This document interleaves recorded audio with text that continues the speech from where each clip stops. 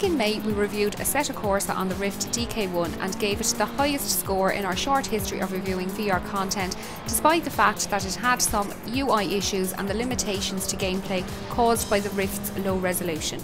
Now that the DK2 has been in our hands for some time and we've spent many hours racing both offline and online, it's time to take Assetto Corsa for another spin to see how it's shaping up.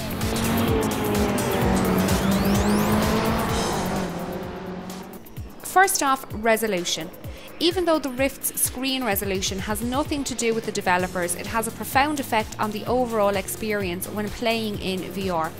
Our major issue with playing Assetto on the DK1 was not being able to view the road ahead with any clarity, as the low resolution of the original screen just wasn't good enough to be a competitive racer, and this would easily add a second or two to your overall lap times. This was a deal breaker when playing multiplayer, as you could quite easily find yourself on an empty piece of tarmac as your competitors disappear down the road. Thankfully, the new Rift's resolution now allows you to be competitive and truly enjoy racing in virtual reality without feeling too compromised over a triple screen setup. The resolution still has a lot of room for improvement, but at least it's good enough now to allow you to spot your braking zones and hit your apexes, but I would like to emphasise the word just. It's still difficult but tolerable, and I think that even if the resolution was to double or even triple, we would still be seeking improvement.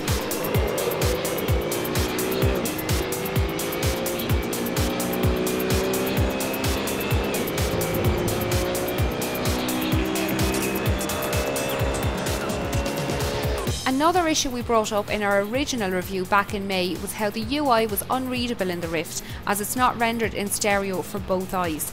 Assetto Corsa have taken a novel approach to fixing this by removing the UI completely from the Rift screen.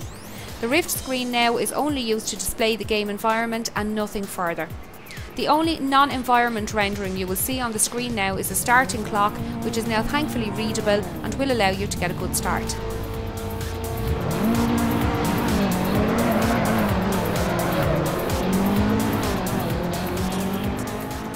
Something that is less welcome is the Oculus safety screen, which keeps popping up at the start of every race or special event. This is more than an annoyance when doing time trials, because as soon as the game starts, the clock is running, and having the safety screen blocking your view compromises your start and caused hours of endless frustration when trying to get gold in some events. This safety screen also seems to mock us with its press any key to remove reference, as even if you mash the keyboard, it seems to only disappear when it wants to.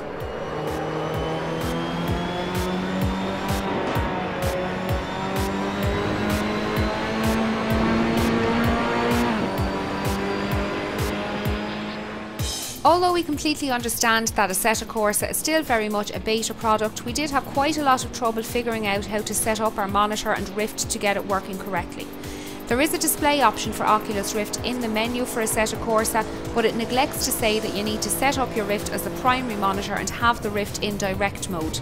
After some reading through posts and forums, we finally got it to work correctly, and our inner racer was once again reborn for a second time this year. Aside from all the setup and UI annoyances, driving is what really counts, and Assetto Corsa comes up trumps in this regard. Driving cars like the Ferrari F40 or KTM Expo around Assetto's 15 historic tracks really brings out the best of what the game has to offer. Assetto's graphics are some of the best available today in VR, and you won't find any car interiors as detailed in any other driving sim today. The cockpits are completely believable, and if you want to admire the exterior, you can now step outside the car and have a look around thanks to the Rift's new positional tracking.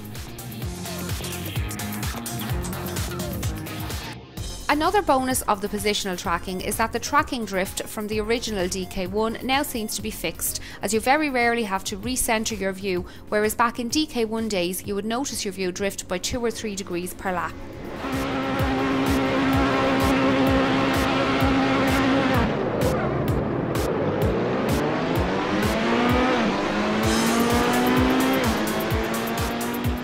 In our previous review of Assetto Corsa, we did talk about how we enjoyed the car physics in the game compared to iRacing and Gran Turismo. We feel the handling has got even better with this new update, and the force feedback through our Driving Force GT steering wheel is the best feedback we felt with this device since we purchased it some years ago.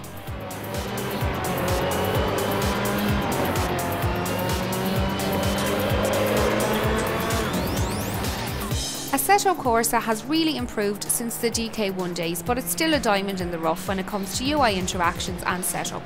Playing this on the DK2 is a sublime experience, and we can now say that we will truly never go back to our triple screen setup.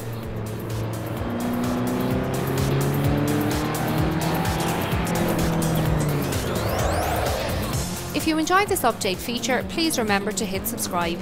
If you would like to view our original review, which goes into more detail about the game features, please see the description below.